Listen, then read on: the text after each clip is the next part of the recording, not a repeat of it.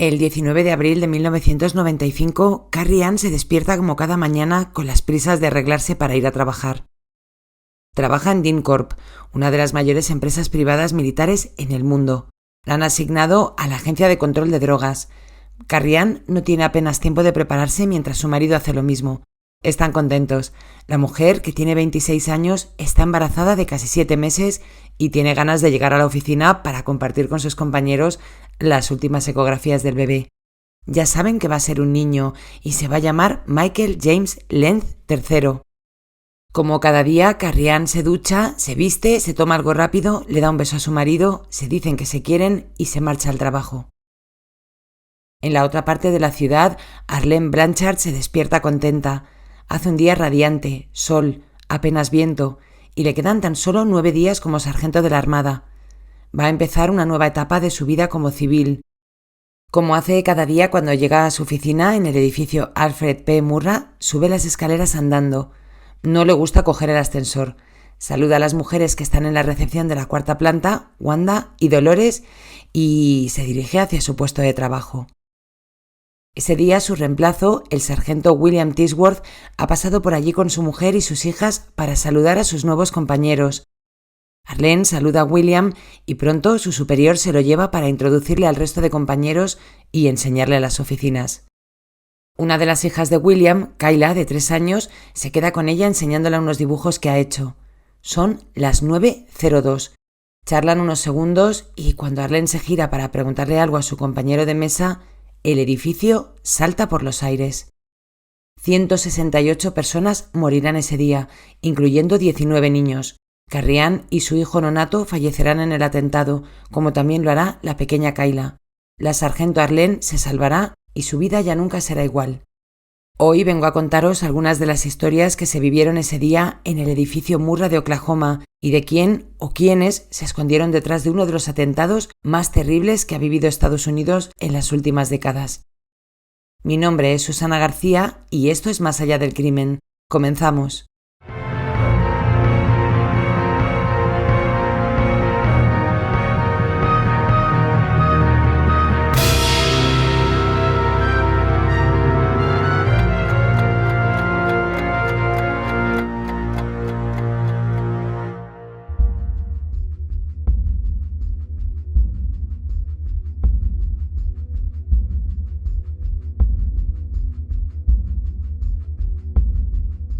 Arlene lo ve todo negro, siente que su cuerpo se sacude con fuerza y pronto pierde la conciencia. Cuando abre los ojos, lo que ve no es lo que suele ver cuando está en su oficina trabajando. Todos son escombros, no queda prácticamente nada. No entiende qué está pasando, todo va a cámara lenta. Piensa en salir de ahí y se dirige hacia la escalera de emergencias, pero el edificio no es lo que era, no hay escaleras. Los cables eléctricos cuelgan del techo y hay un silencio aterrador. Pero por poco tiempo. La mujer del sargento Tisworth aparece gritando el nombre de Kayla. Grita: «Kayla, ven con mamá». La niña, que minutos antes estaba con Arlene enseñándole sus dibujos, nunca iba a contestar. Y empieza el caos. Los gritos, la gente pidiendo ayuda, las sirenas de las ambulancias, los bomberos, la policía, gente pidiendo auxilio.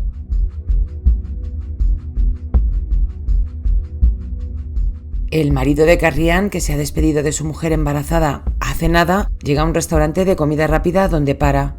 Acaba de escuchar por la radio a un aturdido periodista decir que ha habido una explosión en el edificio Murrah y no puede creer lo que está escuchando. Arranca y va directo hacia donde trabaja su mujer. Aparca y corre todo lo que puede. Es difícil llegar en coche debido al caos y la única manera es a pie. Su cabeza no está preparada para digerir lo que ven sus ojos. Un imponente edificio de 9 plantas del que apenas queda nada. Es como si a la construcción le hubieran dado un mordisco y le faltara un trozo, la parte principal. Dentro del Murrah aún queda gente. Es un inmueble en el que se encuentran numerosas compañías y entre ellas os digo algunas para que veáis que no son empresas de nada, ¿vale?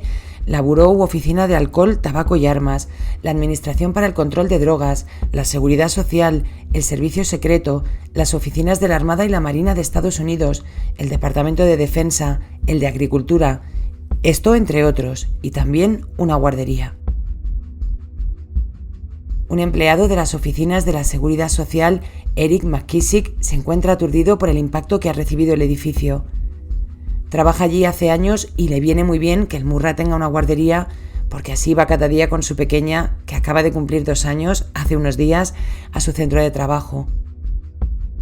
En los momentos de descanso puede acercarse a verla y al hombre eso le hace bastante feliz. Lo primero que piensa es en sacar a su hija de allí. La guardería se encuentra en la segunda planta del Murrah, cara a la entrada principal, donde el edificio se ha visto más afectado. Hay muchos niños allí dentro y Eric solo piensa en su hija. Por suerte, no había recordado, pero le viene a la cabeza que la pequeña se había puesto mala la semana anterior y había estado en casa los últimos días. Esa mañana, recuerda vagamente Eric, le tocaba volver, pero a la mujer le pareció que mejor que la niña se quedara en casa, aunque fuera un día más. Vagos recuerdos que hacen que Eric se relaje por unos segundos. Su hija está a salvo, pero tiene que salir de allí. Con la ayuda de su manager se arrastran por los escombros. Una mujer se encuentra atrapada en su cubículo y grita desesperada. Eric y su manager la ayudan y así a todos los que se encuentran. Juntos se mueven por los escombros tratando de buscar la salida. A pocos metros de allí, un hombre de 27 años se dirige en dirección opuesta a donde ha estallado la bomba. Se mete en un Mercury que ha comprado recientemente y huye de la zona. El coche no tiene matrícula y mientras circula por la carretera es detenido por un agente de la policía. El agente rápidamente se da cuenta de que este hombre tiene un arma guardada y es detenido y llevado a comisaría. El hombre se llama Timothy McVeigh. McVeigh nació el 23 de abril de 1968 en Lockport, Nueva York, en una familia de origen irlandés. Era el mediano de 3 hermanos, el único chico. Su padre trabajaba mucho para mantener a la familia y se pasaba horas fuera de casa, y su madre dicen que lo mismo. Creo que trabajaba en una agencia de viajes.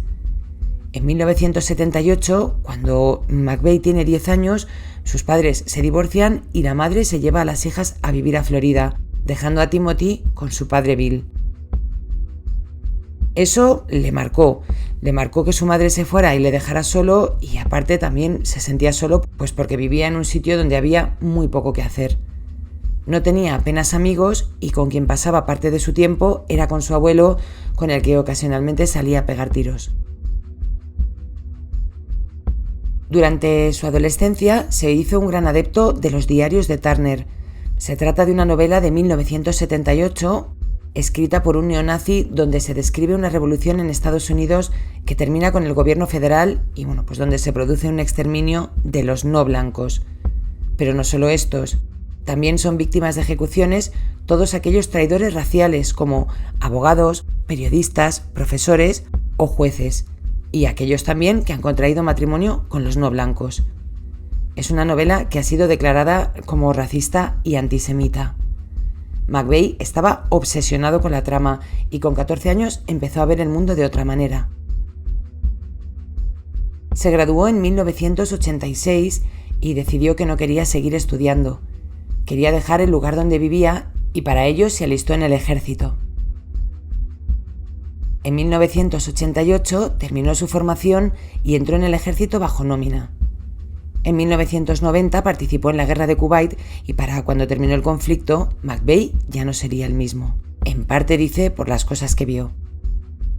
Durante su paso por el ejército hizo migas con Terry Nichols, con quien siguió manteniendo amistad una vez que los dos abandonaron sus puestos.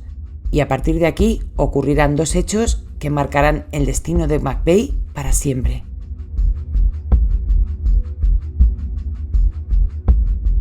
El primero de ellos, el 21 de agosto de 1992, que duraría 11 días.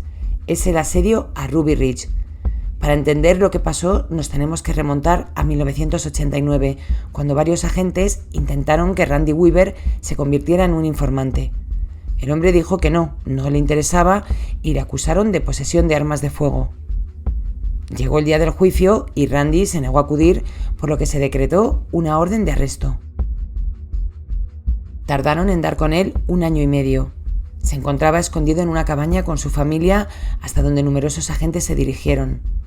El perro alertó de que alguien se acercaba y el pequeño de Randy de 14 años salió corriendo.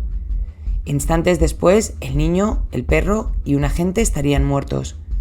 No se sabe bien lo que pasó, pero parece que después de disparar al can y al niño, Randy consiguió darle a un agente en el pecho, quien falleció allí mismo. Pero el asedio no se quedó ahí. Al día siguiente, un agente disparó a Randy mientras se encontraba junto al cuerpo de su hijo.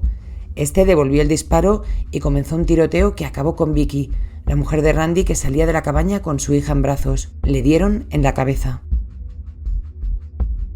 McVeigh y su ahora amigo Nichols estaban convencidos de que el gobierno era el enemigo y que en cualquier momento se podían presentar en tu casa, quitarte las armas, las que tuvieras, y aniquilar a toda tu familia.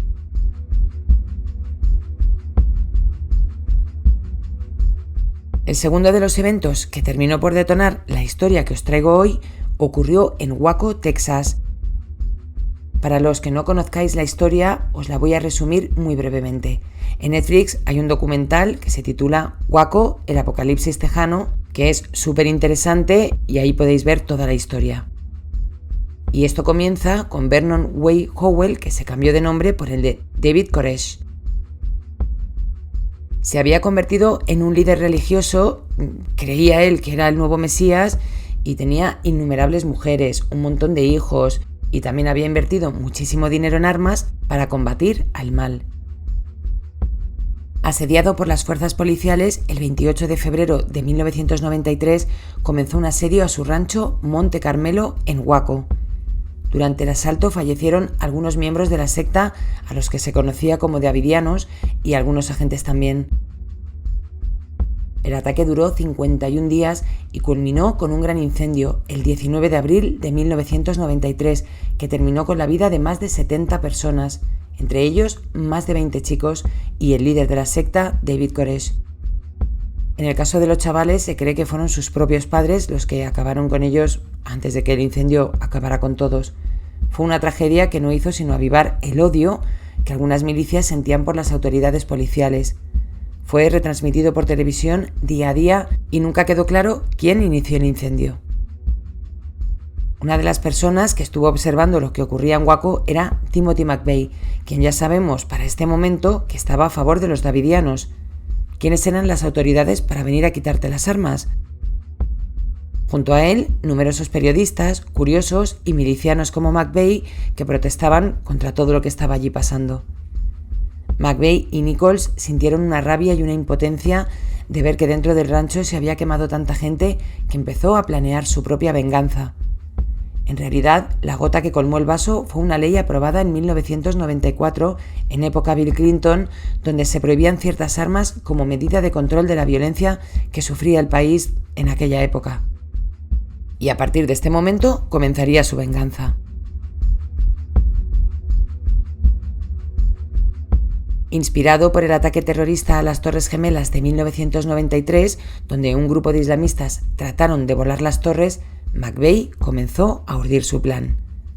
En este atentado fallecieron 6 personas. La idea de las bombas le atraía y para eso metió en su plan a Nichols, a su amigo el del ejército.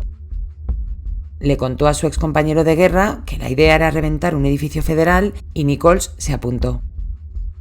Empezaron a adquirir fertilizantes y a través de un contacto también nitrato de amonio. Hicieron acopio de gasolina y también de armas. También hay algunas versiones que dicen que tenía contacto con algunas milicias más y que aquí hay más gente involucrada, pero nos vamos a quedar de momento con esta versión, ¿vale? En 1994, McVeigh le cuenta el plan a la mujer de Nichols también, y con unas latas de sopa le explica que van a meter barriles en la parte trasera de un camión y van a reventar un edificio.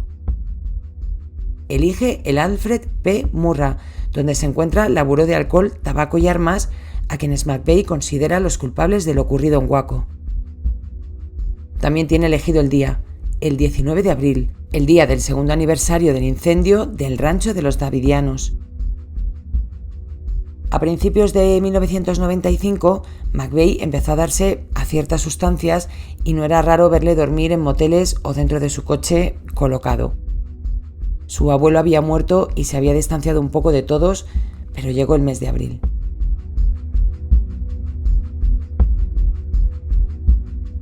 Una semana antes de los hechos, el hombre entra en una oficina de alquiler de vehículos y alquila un camión. El 16 de abril, McVeigh acude a Oklahoma para aparcar el Mercury de segunda mano que acaba de comprar. Lo estaciona y le quita la matrícula. Después, se dirige a un motel donde reserva una habitación. El día 19, McVeigh mete los barriles en el camión. En un semáforo en el que para antes de llegar al edificio que tiene como objetivo, enciende la gasolina. Digamos que va conduciendo mientras los bidones se van incendiando. No tarda nada, apenas un minuto.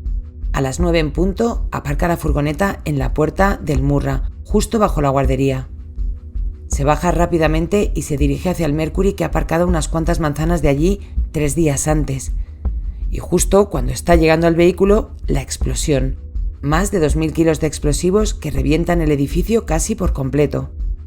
La gente corre hacia todos lados, desconcertada, desorientada, momento que McVeigh aprovecha para meterse en el coche y largarse de allí.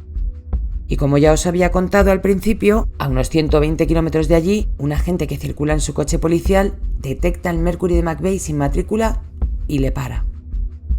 Cuando se acerca a la ventanilla del conductor, el agente aprecia que McVeigh lleva una pistola bajo la camiseta y le arresta. Timothy McVeigh es detenido.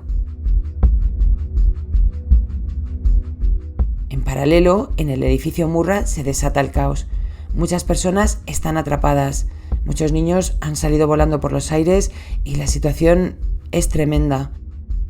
Atrapada se encuentra también Amy Downs. Ha ido ese día a trabajar contenta porque se acaba de cambiar de casa y quiere enseñarle fotografías a sus colegas. Pero su felicidad duró muy poco. Tras el impacto cree estar muerta. No acierta a entender qué ha ocurrido en una milésima de segundo. La ayuda llega pronto y los bomberos están con Amy. Ella puede escuchar cómo por la radio los efectivos son avisados de una posible segunda bomba y que salgan de allí cuanto antes. Los bomberos le dicen a Amy que tienen que ir a por más material, pero Amy sabe que no es verdad y la dejan sola. Puede escuchar cada latido de su corazón, fuerte, y la incertidumbre y el desamparo se adueñan de ella. Se da cuenta de que las cosas que le preocupan en la vida realmente no son preocupaciones y reza y le pide a Dios que si la saca de esa, promete vivir su vida de una manera totalmente diferente. 5 horas tardaron en rescatar a Amy. Entre las víctimas, 19 niños y otras 149 personas para las que el 19 de abril de 1995 sería su último día. La explosión fue tan fuerte que el tubo de escape del camión salió volando por los aires hasta varias manzanas de distancia. Un hombre cuenta cómo, tras sentir una explosión, vio como un enorme objeto se acercaba hacia donde estaba él. La policía consigue sacar el número de serie del tubo de escape y localizan el local donde McVeigh había alquilado el camión unos días antes. La mujer del motel de al lado le recuerda, ha estado ahí hace poco, y se llama Timothy McVeigh. Es un hombre blanco de 27 años que acaba de ser detenido por circular con un arma en un vehículo sin matrícula. El FBI se hace con él, le detienen y le acusan de 11 cargos. Conspiración para usar armas destructiva contra personas en Estados Unidos y contra una propiedad federal, resultando en muerte, daños y destrucción del edificio. Otro cargo por usar un arma para la destrucción, resultando en muerte y daños personales. Otro cargo por destrucción con explosivo de un edificio federal causando muerte y daños. Y otros 8 cargos, del 4 al 11, por asesinato en primer grado de 8 agentes federales. No es que el resto de personas tuvieran menos importancia, pero esto es un delito, este último cargo de atentar contra un oficial del Estado es un delito en Estados Unidos. Y acabó con la vida de 8, así que 8 cargos. Su juicio comenzó en 1997 y fue declarado culpable de todos los cargos. Fue ejecutado el 11 de junio de 2001. Tomó su última comida, algo de helado de chocolate con menta, y no dijo nada. Nunca se mostró arrepentido. Dejó un mensaje escrito, un poema. Mi cabeza está ensangrentada, pero erguida. Soy el dueño de mi destino. Soy el capitán de mi alma. Nichols, que ahora tiene 66 años, se declaró culpable y fue condenado a varias cadenas perpetuas sin posibilidad de libertad condicional por ayudar a McVeigh en el peor ataque sufrido en Oklahoma. La madre de McVeigh tuvo que ser internada por problemas mentales y poco después todo el mundo se le echaba en contra al declarar públicamente que ya era hora de superar lo que había hecho su hijo, algo que a las familias pues no les sentó demasiado bien. La mujer murió en 1997. Randy Weaver, el del asalto a Ruby Ridge, denunció el ataque a su cabaña donde fallecieron su hijo y su mujer y fue indemnizado con más de $3 millones. El cuerpo de Carrie Ann y su hijo nonato fueron encontrados 2 días después del ataque. Amy Downs es ahora una mujer nueva que vive el presente como si cada día fuera el último. Perdió muchísimos kilos, hace deporte y ahora solo quiere vivir. Arlene Blanchard siguió con su vida, pero nunca podrá olvidar lo que el 19 de abril de 1995 supuso para ella. Eric McKissick puede contar su historia, la de él y la de su hija que ese día no fue a la guardería. En el lugar de la tragedia hay 168 sillas, una por cada una de las víctimas que se fueron ese día. En ese memorial no está, por ejemplo, la silla de Salam, un nonato de 7 meses que murió por el impacto de una piedra que cayó en el techo de su casa, golpeando a su madre, quien sí sobrevivió. Y con estas historias, muchísimas más, las de Kathy, Donald, Richard, Ted, Pamela, Diane, y así hasta un total de 168. Este ha sido el episodio de esta semana. Nos vemos con un exclusivo el próximo viernes. Gracias a todos, en especial como siempre a mis miembros de Patreon, Roser, Sumi, Alberto, Juan, Lucas Raúl, Elizabeth y Lorena. Y un saludo también a todos los que me seguís por iVoox, Spotify, YouTube, Instagram. En Spotify no puedo responder a vuestros comentarios, no sé si es que se puede o yo no sé, pero muchísimas gracias porque de verdad que los leo todos. Gracias de todo corazón. Me voy a despedir aquí y nada, volvemos muy pronto con más casos reales en Más allá del crimen. Un beso muy fuerte.